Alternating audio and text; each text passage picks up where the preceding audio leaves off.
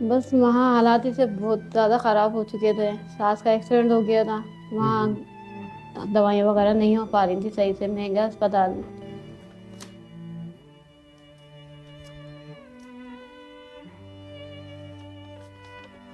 अस्सलाम वालेकुम अम्मा, क्या हाल है?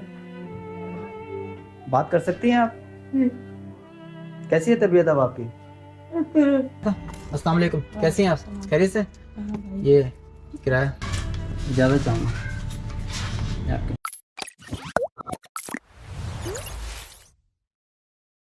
अस्सलाम वालेकुम व्यूअर्स, आई होप आप सब खैरियत से होंगे।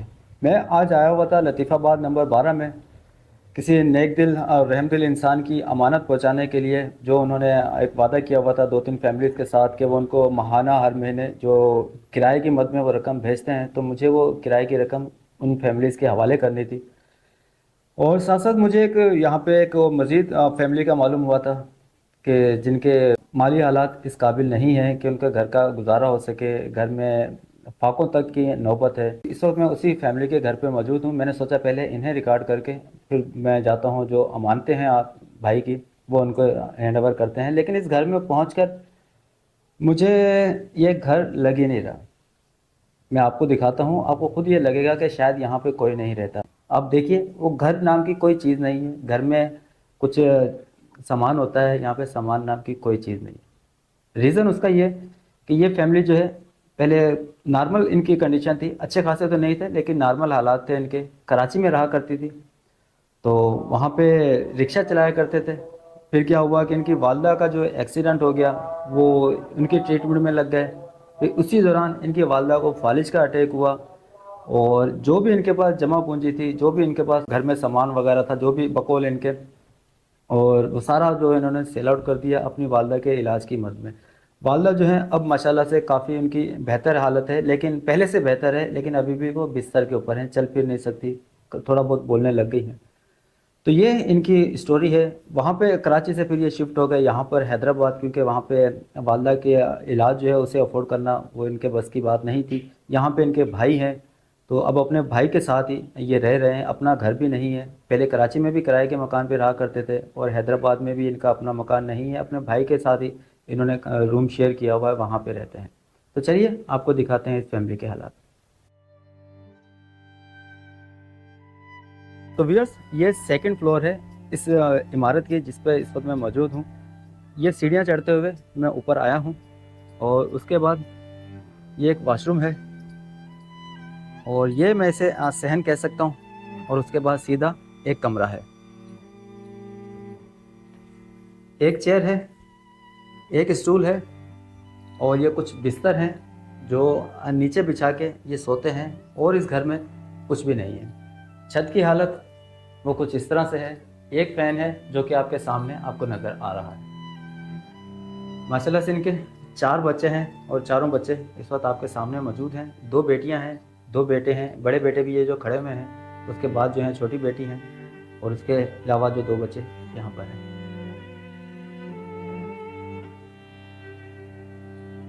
तो सर, ये वो मकान है। आपको भी यकीन नहीं आ रहा होगा कि इस घर में भी कोई रह रहा है।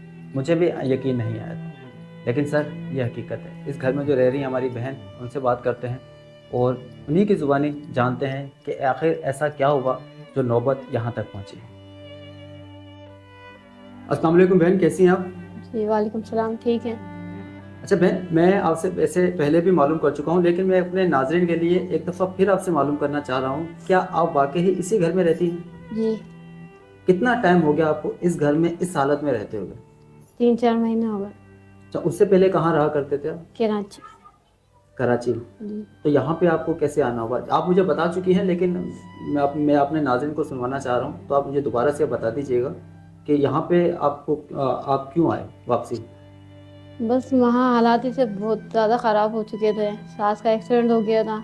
वहाँ हम्म। दवाइयाँ वगैरह नहीं हो पा रही थी सही से, महंगा अस्पताल में। तो इस वजह से जो था, जो कुछ भी था वो सब लगा दिया। अभी कुछ भी नहीं था, इस वजह से वापस हैदराबाद आ गए हमारे अपने देवर के पास। उन्होंने बुला लिया, तो फिर वो ही कि अब फिलहाल अभी वो खर्चा उठा रहे हैं उनका।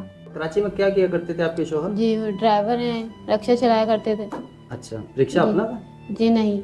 भाड़े का था, जैसे किसी का चलाते थे, पर ज़्यादा वो एक से ज़्यादा 1 महीने चलाते थे, फिर वापस ले लेते थे।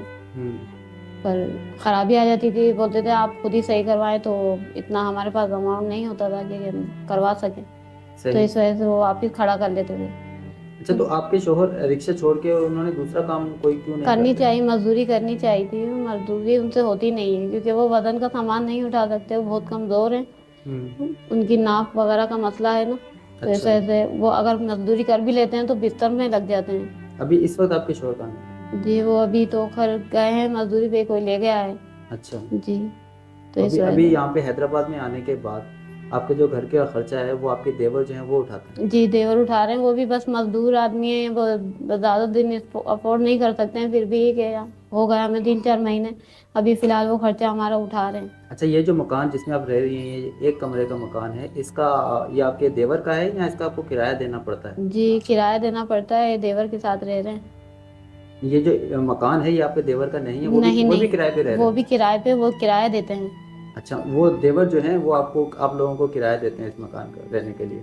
नहीं नहीं, देवर किसी और को देते हैं किराया अच्छा पे। अच्छा अच्छा, यानी कि किराया इस मकान का आप हाँ। लोगों को ही देना होता है। जी।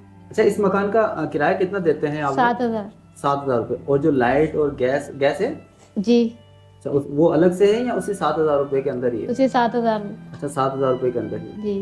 ठीक ठीक ठीक। और आप मुझे कुछ रिपोर्ट दिखा रही थी जी, ये? ये हमारी सास की रिपोर्टें हैं जो करवाई थी हमने। अच्छा अच्छा।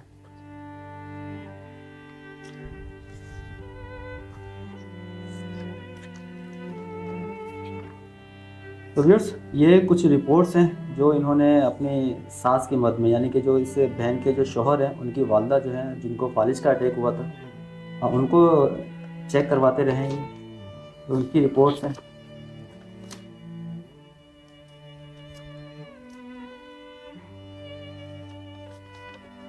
मुख्तलिफ डॉक्टर से मुख्तलिफ तरह की रिपोर्ट जो हैं, मैं तो चूँकि मेडिकल से वाकिफ़ नहीं हूँ तो इसलिए कुछ ज़्यादा मालूमात नहीं रखता। तो अभी आपकी जो सास हैं उनकी तबीयत कैसी है? बस ऐसी हैं, अभी भी चरपाई पे ही हैं वो, अच्छा, तो चल फिर नहीं सकती। तो अभी भी उनका इलाज चल रहा है? जी, चल रहा है। ये आप रख लीजिए। जी, चल रहा है। अच्छा, इलाज कहाँ से करवा रहे हैं? गवर्नमेंट हॉस्पिटल से? जी। आपके शोहर का महीने में कितनी की आमदनी कितनी है, कितना कमा लेते हैं वो? जी, बस अगर रक्षा लेके जाते हैं तो कमा लेते हैं 1,000-500 रुपये, वरना तो मजदूरी में तो 500 ही है। तो रिक्शा, अभी भी रिक्शा चलाते हैं वो? नहीं नहीं, अभी तो फिलहाल मजदूरी कर रहे हैं। तो यहाँ पे उनको कोई रिक्शा नहीं मिल रहा किसी का रेंट का लेके वो चला सके? जी नहीं। आपके जो बच्चे हैं माशाल्लाह से 4 बच्चे हैं, इनको कोई स्कूल जाता है इनमें से? जी नहीं। तो स्कूल क्यों नहीं लगा रही हैं आप? बच्चे तो आपके माशाल्लाह से स्कूल के जब काबिल हो गए। जाहिर सी बात है, जब उनका काम ही नहीं है तो फिर स्कूल कैसे पढ़ाएंगे। अच्छा बहन, आप क्या चाहती हैं, आपकी क्या मदद हो पाए? क्या आपको राशन मिले या मकान के किराए का इशू है?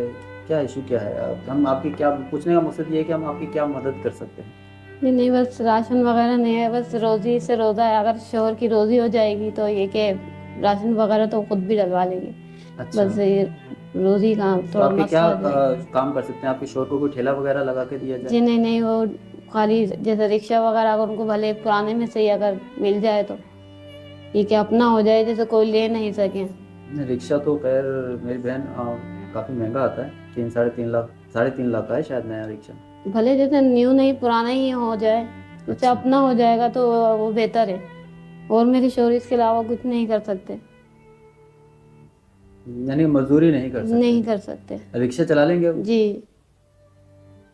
चले, देखिए मैं आपसे कोई कमिटमेंट तो नहीं कर रहा, ना ही कोई वादा कर रहा हूँ। अगर जो कुछ भी हो सका आप लोगों के लिए, जो कुछ भी, तो वो इंशाल्लाह आप तक मैं ज़रूर पहुँचाऊँगा।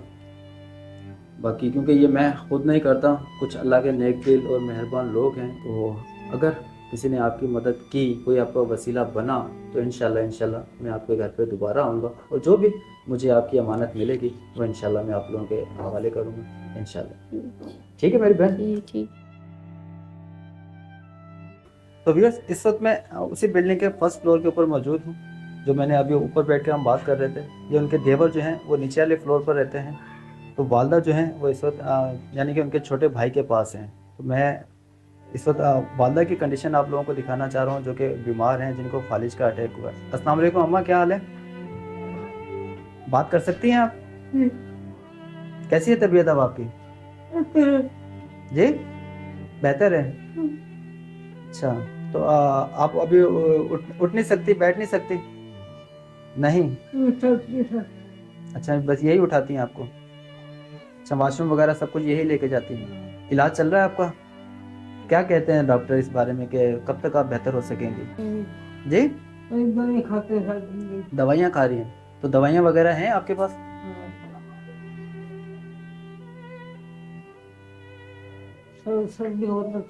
सर्दी बहुत लगती है? तो आपको कोई मेडिसिन चाहिए इनके लिए तो मुझे बता दीजिएगा। इनकी मेडिसिन वाली पर्ची जो डॉक्टर ने आपको दी हो तो मुझे दे दीजिएगा, मैं आपको इंशाल्लाह मेडिसिन का तो मैं आपको करवा दूंगा अभी, ठीक है? मेडिसिन की पर्ची है? जी है। वो मुझे दे दीजिएगा, जो आपको चाहिए हो, जो इनको आपने खिलानी हो वो मुझे दे दीजिएगा। और कब कितनी चाहिए, महीने की चाहिए, 2 महीने की चाहिए, जितनी भी चाहिए वो मुझे बता दीजिएगा, ठीक? तो सर, ये वो फैमिली थी जिनके बारे में मुझे पता चला था। लतीफ़ाबाद नंबर 12 का ही इलाका है और लतीफ़ाबाद 12 नंबर में इस तरह की आपको बहुत सी फैमिलीज मिलेंगी जिनको मदद की ज़रूरत है, जिनके माशी हालात बेहतर नहीं है, जो बहुत, मैं बस क्या कहूँ, हर फैमिली जिस भी फैमिली को मैं रिकॉर्ड करता हूँ मुझे ये लगता है कि सबसे ज़्यादा ज़रूरतमंद ये है। और इस फैमिली को रिकॉर्ड करने के बाद भी मेरे यही ख्याल आते हैं कि ये फैमिली जो है सबसे ज़्यादा नीडी है, सबसे ज़्यादा ज़रूरतमंद है। फिर मेरा काम है इस तरह के फैमिलीज, इस तरह के मुस्तहिक लोग ढूंढ कर उनको, उनकी तहकीक करके आप लोगों तक पहुँचाना उनके हालात। बाकी मदद करने वाली अल्लाह की ज़ात है और आप जैसे कुछ नेक दिल और मेहरबान लोग हैं। अगर इस फैमिली के लिए कोई वसीला बना तो इंशाल्लाह इस फैमिली की भी मदद हो पाएगी आप लोगों की वसातत से। अब मुझे यहाँ पे जाना है 2-3 फैमिलीज़ को जो माहाना हम मकान का रेंट देते हैं, किराया अदा करते हैं, उनका वो किराया अदा करना है। उनकी अमानत पहुँचाने के बाद हम आज की वीडियो का अख्ताम करेंगे।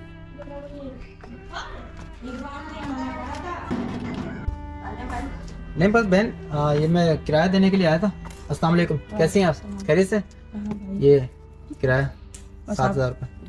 दो दफा आए, घर में नहीं थी। हाँ, मैं लास्ट टाइम पिछले महीने 2 दफा आया, मैं आपका ताला लगा हुआ था, फिर मैं भाई को देके चला गया था। मिल गया था ना किराया वो पिछले महीने? हाँ, कौशल भाई से मिल गया था। ठीक। उनकी बहुत बहुत मेहरबानी जो इतना कर रहे हैं हमारे लिए। नहीं तो आजकल कौन क्या करता है। अल्लाह ताला उनको और हिम्मत दे। आमीन आमीन। बहुत शुक्रिया मेरी बहन, बहुत शुक्रिया। अल्लाह हाफिज़। तो ये वो फैमिली है जिनको हमने चिप्स का ठेला जो है वो लगवा के दिया था। तो इस भाई के लिए, इस फैमिली के लिए कराची गुलबर्ग से हमें एक भाई ने रकम भेजी थी इनके मकान के किराए के लिए, तो वो देने के लिए इनके घर पर आया था मैं, लेकिन घर पर इस वक्त लगा हुआ है ताला। चलिए अब तीसरी फैमिली के घर पर चलते हैं।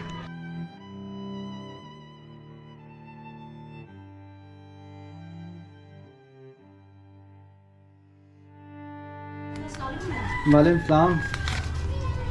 बस बहन ये किराया ले लीजिएगा। अंदर तो आदत बैठते ही नहीं भाई। तो नहीं बस ज़्यादा चाहूँगा।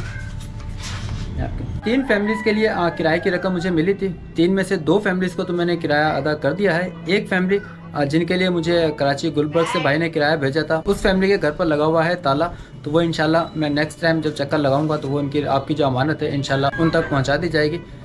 तो आज की वीडियो का यहीं इख्तिताम करता हूं। अपना बहुत सा ख्याल रखिए, मिलते हैं दूसरी वीडियो में। तब तक के लिए अपने होस्ट अबरार हुसैन को दीजिए इजाज़त। अल्लाह हाफिज़।